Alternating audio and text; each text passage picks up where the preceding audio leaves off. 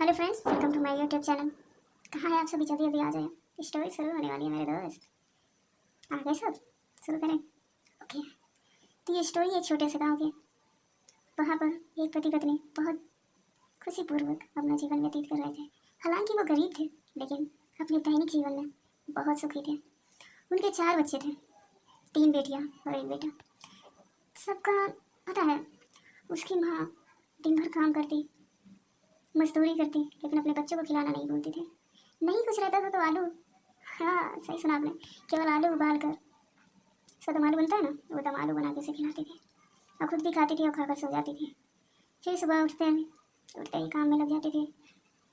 दिन भर मजदूरी करना और फिर शाम को आके अपने बच्चों को संभालना, घर का काम करना। सोचो कितनी मुसीबतें झेली हैं उन्होंने। और उनके पति दिन भर दारू पी के मस्त रहते थे। इतना ज़्यादा शराब पीते थे, इतना ज़्यादा शराब पीते थे कि उनको होश नहीं रहता था कि वो कहाँ गिरे पड़ी हैं। और ऊपर से उनकी बड़ी बेटी स्वभाव भी तो बहुत अच्छी थी, लेकिन चाल चलन अच्छा नहीं था। वो अपने ही गांव के एक लड़के से प्यार करती थी। कुछ दिन बीतता गया, लेकिन कुछ दिनों बाद ये बात उसकी माँ को पता चल गई। कहते हैं 40 दिन का चोर एक दिन तो सामने आता ही है मेरे दोस्त। तो वही हुआ उसके साथ भी।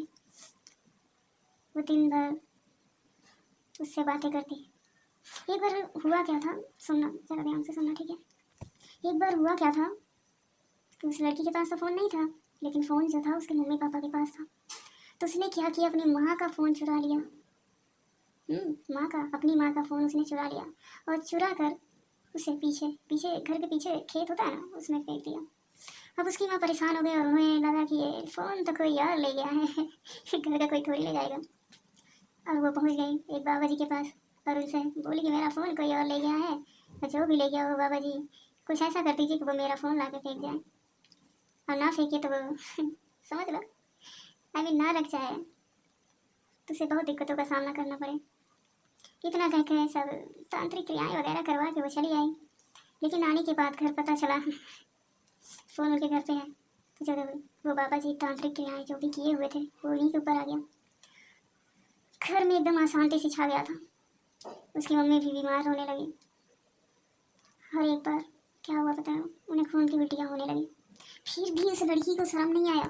उसने बोला नहीं कि हाँ माँ ये फ़ोन मैंने चुराया था, मेरे पास है।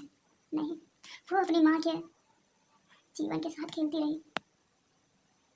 इतना दुख देने के बाद भी वो नहीं रुकी। माता पिता सोचते हैं कि हमारे बच्चे हमारे जीवन का सहारा है, लेकिन उनकी बच्ची उन्हें नहीं पता था कि उनकी बच्ची उनकी जान की कारण बनेगी। मुझे तो सोच कर भी हैरानी हो रही है कि ऐसे भी लोग हैं इस दुनिया में। कोई बात नहीं, चलो आगे स्टोरी शुरू करते हैं। तो हुआ क्या, उसकी माँ को खून की उल्टियाँ होने लगी, एकदम कमजोर पड़ गई थी और बच्चों को भी संभालना था तो काम भी बंद नहीं कर सकती थी। गाय भैंस भी था उनके पास जिसका चारा पानी करती। एक बार हुआ क्या कि वो दोपहर में मजदूरी करके आए और देखी कि गाय भैंस चिल्ला रहे थे, प्यास लगा था, गर्मी का महीना था। अब प्यासे जानवर, भूखे जानवर चिल्ला रहे थे। वो आई और पानी भरने चली गई। और हुआ क्या, केवल एक डिब्बा पानी वो भर पाई थी और वहीं पे चट से गिर गई। वहां पे लोग इकट्ठा हो गए चारों तरफ, हाहाकार हो गया। सब भाग भाग कर उनके पास आए। कहते हैं ना कि चिंता चिता पे लिटा देती है मेरे दोस्त, वही हुआ उनके साथ। एक तो हस्बैंड, उनके पति दारू पी के मस्त रहते थे, दूसरा बेटी ने ऐसा हाल कर रखा था। कौन सी माँ ऐसी बर्दाश्त कर सकती है। सब लोग इकट्ठा हो गए, उन्होंने उन्हें उठाया और बगल में ही एक क्लिनिक थी छोटा सा, तो उनके पास ले जाया गया उन्हें, लेकिन उन्होंने साफ मना कर दिया। फिर एम्बुलेंस बुलाया गया और उन्हें शहर ले जाया गया, लेकिन तब तक पता चला कि उनकी डेथ हो चुकी है।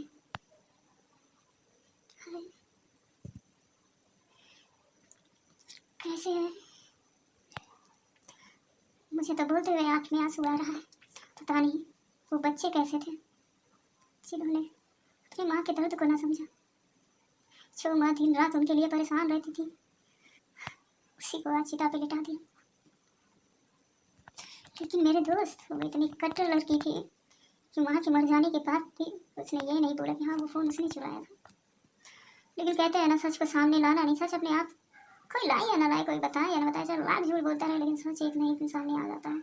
उसे उजागर करने की जरूरत नहीं, बस स्वयं उजागर हो जाता है। वैसा ही हुआ था उसके साथ। और जब पता चला सबको, सब थू थू कर रहे थे उस पर, लेकिन तब तक बहुत देर हो चुकी थी। उसकी माँ जा चुकी थी इस दुनिया से, सबके बीच से। वो हॉस्पिटल भी नहीं पहुंच पाए थे और रास्ते में ही उनकी डेथ हो गई थी। उन्हें लाया गया, फिर भी कहते हैं ना, दिल नहीं मानता। फिर बाबा को बुलाया गया, झाड़ फूँक करवाया गया। जब जान होगी तब ना वो उठेंगी। जान तो कब की निकल गई थी, तो उठती कैसे? जब सब लोग हार मान चुके थे, तो लास्ट में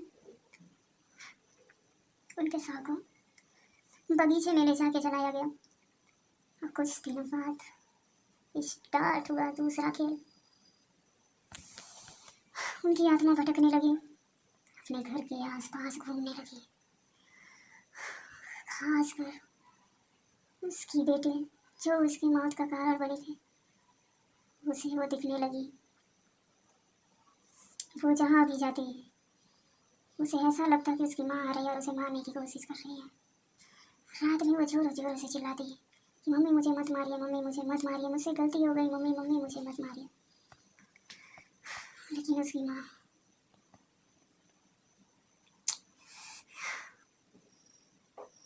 उसका जो छोटा वाला भाई था, पता है कितने साल का था? केवल 6 साल का। 6 साल की उम्र में उसने अपनी माँ को दी थी। और उस भाई को जब पता चला ना कि उसकी बहन की तरह डांस उसके बीच उसकी माँ नहीं है, सच में मेरे दोस्त, वो पहुंच गया था अपनी बहन को मारने, हाथ में चाकू लिया। लेकिन सब लोगों ने उसे समझाया, रोका, लेकिन उसकी आदत आज तक नहीं गई। वो लड़की आज भी उस लड़की के पीछे परेशान है। और उसका पिता आज भी दारू पी के पड़ा रहता है, कहीं इधर कहीं उधर कहीं उधर। सारी जितनी भी जमीन जायदाद थे सब बेच डाला। घर तो अभी सुरक्षित है, क्योंकि कुछ साधुओं से मिलकर बंधन लगवा दिया है, घर को बांध दिया है, इसीलिए घर तो सुरक्षित है और अभी लोग भी सुरक्षित है। लेकिन भगवान न्याय जरूर करता है मेरे दोस्त, वो न्याय करेगा। मेरी तो यही प्रार्थना है ईश्वर से कि उनकी भटकती आत्मा को शांति मिल जाए। जय श्री राम। आज की स्टोरी यहीं पे समाप्त करते हैं और मिलते हैं नई ऐसी इमोशनल स्टोरी के साथ। तब तक के लिए टाटा बाय बाय। और हाँ,